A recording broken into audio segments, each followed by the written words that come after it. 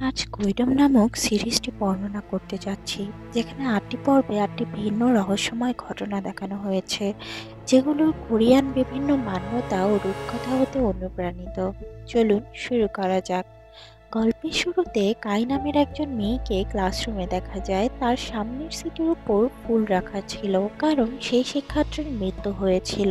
কাই তার শিক্ষককে বলে ওয়াশরুমে যায়। তখন সেখানে দুজন মেয়ে ছবি টানানো দেখা যায়, যাদের কদিন আগেই মৃত্যু হয়েছে। তার মধ্যে একটা ছবির মেয়ে জিহিকে ছবিতে হাসতে দেখা যায়। কাই ওয়াশরুমে যাওয়ার পর সিগারেট জ্বালাতে যায়, কিন্তু তখনই তার পাশে দুই ওয়াশরুমের দরজাগুলো বারবার খুলতে ও বন্ধ হতে শোনা যায়। সে যখন নিচের দিকে ঝুঁকে, তখন দেখে ওয়াশরুমের দরজাগুলো নিজে নিজেই খুলছে আর বন্ধ হচ্ছে। এটি দেখে কাই ভয় পেয়ে যায়। তখনই জিহির ভূত নিচ দিয়ে কায়ের ওয়াশরুমের ভেতরে তাকায় আর বলে, তোমাকে আমি খুঁজে পেয়েছি। তারপর সেই ভূত কাইকে হত্যা করে তাকে উল্টো করে তার মাথা ঢুকিয়ে দেয় কমোডে। এখানে প্রথম পর্বের সমাপ্তি ঘটে। কোরিয়ান রূপকথার গল্পে প্রচলিত আছে, একটা ক্লাসে দুজন শিক্ষার্থী ছিল। একজন সবসময় ক্লাসে প্রথম হতো এবং অপরজন সবসময় দ্বিতীয় হতো। দ্বিতীয় হওয়ায় যে প্রথম হতো তার উপর তার খুব হিংসা হতো, তাই দ্বিতীয় জন প্রথম জনকে ছাদ থেকে ধাক্কা দিয়ে ফেলে দেয়। আর ছাদ থেকে পড়ার পর প্রথম জনের মাথা প্রথমে নিচে গিয়ে লাগে। এরপর থেকে তার আত্মা একটা শয়তানি আত্মায় পরিণত হয়, আর বাচ্চারা সেটিকে উল্টোভাবে দেখতে পেত, অর্থাৎ মাথা নিচে এবং পা উপরে। আর এমন আত্মাকে কোরিয়াতে কং কং বলা হয়। প্রথম পর্বে কাই হয়তো জিহিকে ছাদ থেকে ধাক্কা দিয়ে ফেলে দিয়েছিল, তাই জিহিও কং কং হয়ে এসে সেটার বদলা নিয়েছে। পরের দৃশ্যে একজন গাড়ি চালককে গভীর রাতে গাড়ি চালাতে দেখা যায়। ঘুম আসাতে গাড়িটা এক সাইড করে ড্রাইভার কিছুক্ষণ ঘুমোতে চায়। তখনই একটা মেয়ে তার গাড়িতে এসে বসে আর একটা লোকেশনে নিয়ে যেতে বলে। ড্রাইভার লোকেশনটা ফোনে চেক করে এমন কোনো লোকেশনের হদিস খুঁজে পায় না। তখন মেয়েটি বলে সে রাস্তা চিনে, সে তাকে চিনিয়ে দেবে। তাই ড্রাইভার গাড়ি চালু করে। তখন পেছন থেকে লম্বা একটা হাত ড্রাইভারের দিকে আসে। ড্রাইভার যখন পেছনে ফিরে, তখন সেখানে কাউকেই দেখতে পায় না। তখনই সে মেয়ের আত্মা গাড়ির সামনে চলে আসে। ড্রাইভার ব্রেক চাপ দেওয়ার সাথে সাথে সে আত্মা গাড়ির ভেতরে চলে আসে। তখন সে আত্মা ড্রাইভারকে হত্যা করে তার চোখ তুলে ফেলে। এখানে দ্বিতীয় পর্বের সমাপ্তি ঘটে। পর্বটা কোরিয়ার জাইওরো রাস্তার উপর ভিত্তি করে নির্মিত। বহু বছর আগে এখানে এক নারীকে খুবই বীভৎসভাবে হত্যা করা হয় বলে জানা যায়, যার আত্মা এখনো এখানে ঘুরে বলে ধারণা করা হয়। আর যারাই সেটিকে দেখেছে তাদের মতে সেই নারীর আত্মার কোনো চোখ দেখা যায় না। পরের দৃশ্যে সাইরুম নামের এক সোশ্যাল মিডিয়া ইনফ্লুয়েন্সারকে দেখানো হয়, যে লাইভ করছিল। তখনই তার পেছনে থাকা একটা পুতুল আপনা আপনি নিচে পড়ে যায়। সে এটাকে গুরুত্ব না দিয়ে আবার লাইভ করতে থাকে। তাকে লাইভে দেখতে থাকা কিছু অডিয়েন্সরা বলছিল এটা কোনো প্যারানর্মাল ঘটনা হতে পারে। সাইরুম তখন লাইভ বন্ধ করে দেয়, এটি তার মনে হয়। কিন্তু লাইভ তখনও বন্ধ হয়নি। সে আসলে এসব কিছু নাটক সাজিয়েছিল তার অডিয়েন্সদের বোকা বানানোর জন্য। এ সম্পর্কে যখন সে তার বন্ধুকে ফোনে বলছিল, তখন এই সব কিছুই অডিয়েন্সরা লাইভে দেখে ফেলে, যেটা সাইরুম বুঝেনি। এরপর এই ভিডিওর থাম্বনেইলের জন্য সাইরুম ফিল্টার লাগিয়ে সেলফি নিতে শুরু করে, কিন্তু ক্যামেরা ফিল্টারটা সে ছাড়াও আরো অনেক চেহারাকে ছবিতে ক্যাপচার করছিল, কিন্তু সেখানে সে ছাড়া আর কেউই ছিল না। এটা দেখে সাইরুম ভীষণ ভয় পেয়ে তখনই অদৃশ্য কিছু সাইরুমের মাথা পেছন থেকে ধরে জোরে জোরে টেবিলে বাড়ি দিতে থাকে। কিন্তু লাইভে থাকা অডিয়েন্সরা সাইরুম ছাড়া কাউকেই সেখানে দেখতে পাচ্ছিল না, আর তারা এটিকেও সাইরুমের প্র্যাঙ্কই মনে করছিল। তখন যে অদৃশ্য আত্মা সাইরুমকে হত্যা করে, সে সাইরুমেরই রূপ নিয়ে লাইভে বসে লাইভ থেকে বিদায় নেয়, আর অডিয়েন্সরা কিছুই বুঝতে পারে না। এখানেই তৃতীয় পর্বের সমাপ্তি ঘটে। এখানে জানা যায় সাইরুম নতুন ঘরে শিফট হয়েছে, কিন্তু মুভিং ডেতে সে শিফট হয়নি। সে এমন একদিনে নতুন বাসায় শিফট হয়েছিল যা কোরিয়াতে মুভিং ডে হিসেবে মানা হয় না। কোরিয়ানদের মতে কিছু বিশেষ তারিখ ব্যতীত অন্যান্য দিন নতুন ঘরে শিফট হলে নেগেটিভ নানা জিনিসও সাথে চলে আসে। ফলেই সাইরুমের ঘরেও খারাপ আত্মা চলে আসে, আর এই পরিণতি ঘটে। পরের দৃশ্যে দুজন বান্ধবীকে দেখা যায়, যারা ভৌতিক সিনেমা দেখতে দেখতে স্কুলে যায়, ভুলে ক্লাসে ফেলে আসা বইগুলো নিয়ে আসার জন্য। তখনই একজনের পায়ে মোচকা খায়, তাই আরেকজনই যায় বইগুলো নিয়ে আসার জন্য। সে যখন বই নিতে যায় তখন তার শেলফের ভেতর একটা ভয়ঙ্কর পুতুল দেখে ভয় পেয়ে যায়। পুতুলটা পজেসড ছিল, কিন্তু এটা সে মেয়ের বান্ধবী জানতো না। সে শুধু খানিক ভয় দেখানোর জন্য পুতুলটা সেখানে রেখে পায়ে মোচকা খাওয়ার নাটক করেছিল। মেয়েটা যখন বই নিয়ে বের হয় তখন সেই পুতুল থেকে একটা আত্মা বের হয়ে মোচড়াতে মোচড়াতে তার পিছু করে। মেয়েটি দ্রুত নিচে নামার চেষ্টা করছিল, কিন্তু ঘুরে ফিরে সে একই ফ্লোরে বারবার চলে আসছিল। তখন সে আত্মা মেয়েটিকে হত্যা করে। তার বান্ধবী যে দুষ্টুমি করার জন্য পুতুলটা সেখানে রেখেছিল, সে তাকে খুঁজতে উপরে আসে। তখন সে আত্মাকে আবার এই মেয়েটির পিছু নিতে দেখা যায় তাকে হত্যা করার জন্য। এখানে চতুর্থ পর্বের সমাপ্তি ঘটে। মান্যতা রয়েছে, যদি কোথাও উদ্ভট অপরিচিত কিছু পড়ে থাকতে দেখা যায় তবে সেটিকে উঠানো উচিত না, এতে ক্ষতি হতে পারে। মেয়েটির বান্ধবী সেই পুতুলকে রাস্তায় কুড়িয়ে পেয়েছিল আর সে এটি শেলফে রেখে তাকে ভয় দেখাতে চেয়েছিল, কিন্তু এই পুতুলের ভেতর ছিল শয়তানি আত্মা। পরের দৃশ্যে একটা শ্রেণীকক্ষে একজন শিক্ষার্থীর মৃত্যু হওয়ায় শিক্ষিকা তার বেঞ্চে একতরা ফুল রেখে দেয়। ক্লাস ছুটি হওয়ার পর সকলে চলে গেলেও মৃত শিক্ষার্থীর বান্ধবী সেখানে আরো কিছু সময়ের জন্য থাকে। তখন সেই মৃত বান্ধবীর আত্মা তাকে পজেসড করে ফেলে। সে তার শিক্ষিকাকে মেসেজ করে ক্লাসে ডাকে। ক্লাসে আসার পর তার শিক্ষিকা দেখে কেউ সে শিক্ষার্থীর মাথা কেটে ফেলে রেখে গেছে।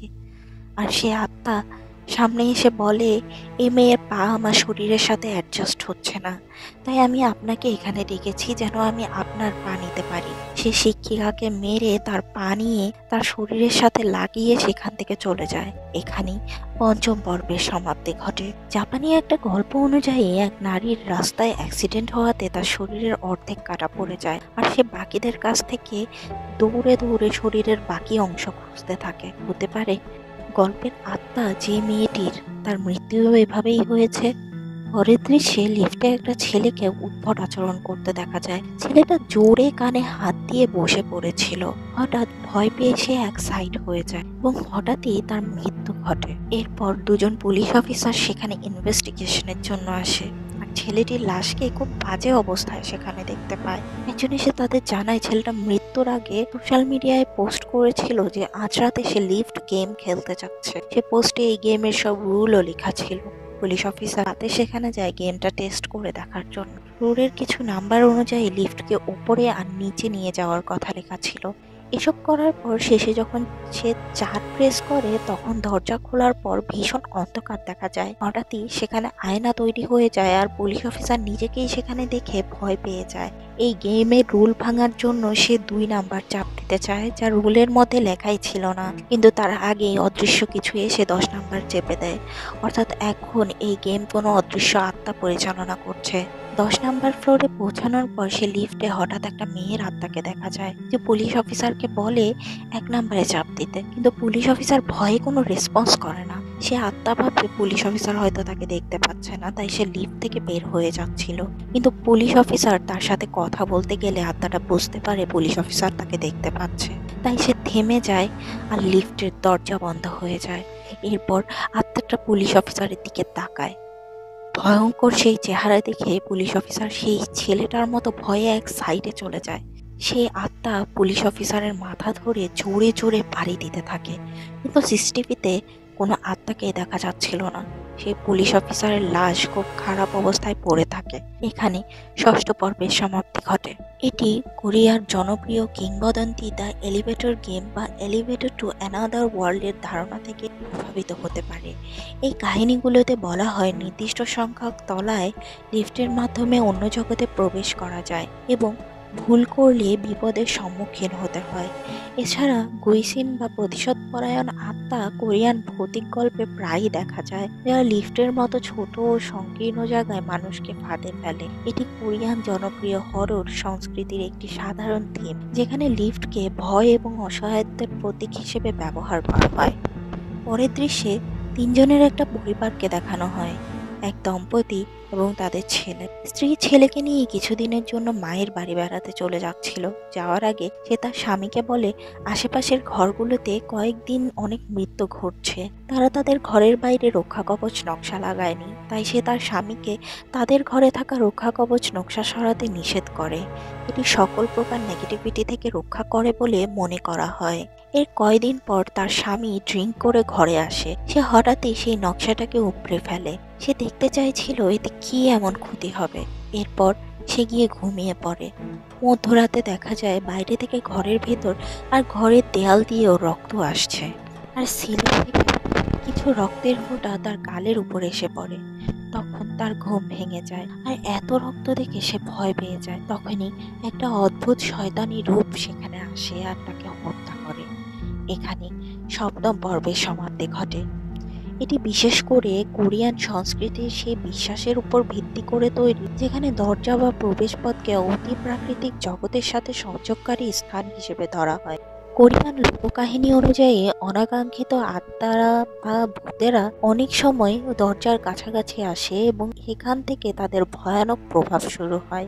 এই ধারণাটি কোরিয়ান ভৌতিক সংস্কৃতিতে খুবই প্রচলিত, যেখানে প্রবেশপথ বা সীমানা অনেক সময় অন্য জগতের সাথে মানুষের জগতের সংযোগ স্থাপন করে। পরের দৃশ্যে একজন তান্ত্রিক নারীকে দেখানো হয় যে ভালো এবং খারাপ উভয় প্রকার আত্মার সাথেই কথা বলতে পারত।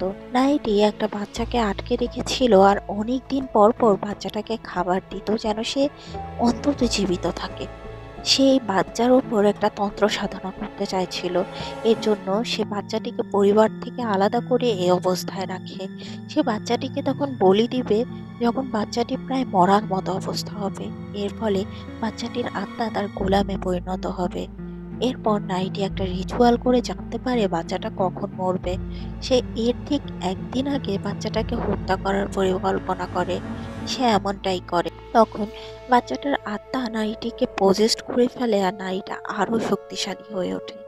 তারপর কিছুদিন এই বাচ্চার আত্মার সাহায্যে সে অনেক মানুষের সমস্যার সমাধান করে। এর ফলে সে অনেক টাকা আয় করে। কয়েকদিন পর আরেক নারী তার কাছে এসে জানায় তার ছেলে অনেক দিন ধরে নিখোঁজ। সে তার ছেলের সন্ধান জানার জন্য এসেছে। এই নারীকে দেখে সেই নারীতান্ত্রিকের ভেতর থাকা বাচ্চার আত্মা কষ্ট পেতে শুরু করে, কারণ এটি নারীটির ছেলে ছিল। এটি বুঝতে পেরে সেই নারীকে তান্ত্রিক নারীটা বের করে দেয়। এর ফলে রেগে গিয়ে সেই বাচ্চার আত্মা তান্ত্রিক নারীটির শরীর চিরে বেরিয়ে আসে। কিন্তু সে তার মা অবধি পৌঁছানোর আগেই ছেলেকে খুঁজে পাওয়ার আশা হারিয়ে তার মা আত্মহত্যা করে। এর ফলে বাচ্চাটার আত্মা সেখানেই বন্দী হয়ে যায়। এখানেই অষ্টম পর্বের সমাপ্তি ঘটে আর এই সিরিজেরও সমাপ্তি ঘটে। কিছু লোককাহিনীতে বলা হয় অকাল মৃত্যু বা নির্যাতনের শিকার শিশুদের আত্মা অশান্ত থাকে এবং তাদের আত্মা বিভিন্ন উদ্দেশ্যে ব্যবহার করা যায়, যেমন প্রতিশোধ বা জাদু। এই থিমগুলোর উপর ভিত্তি করে গল্পটি নির্মিত হয়েছে, যেখানে মহিলার দেহ একটি পাত্র হিসেবে ব্যবহৃত হয় আত্মাকে আটকে রাখার জন্য, এবং পরে সেই আত্মা একটি ভয়ঙ্কর আকারে বেরিয়ে আসে। এ ধরনের কাহিনীগুলোতে সাধারণত দেখা যায় যে আত্মাকে কোনোভাবে নিয়ন্ত্রণ করার চেষ্টা করা হয়, কিন্তু শেষ পর্যন্ত সেই আত্মা প্রতিশোধ নেয় বা তার আসল রূপ প্রকাশ করে। এমনই আরও গল্প পেতে আমার চ্যানেলটি সাবস্ক্রাইব করতে ভুলবেন না। আর যদি ভিডিওটি আপনাদের ভালো লেগে থাকে তবে লাইক, শেয়ার এবং কমেন্ট করতে ভুলবেন না। Thanks for watching.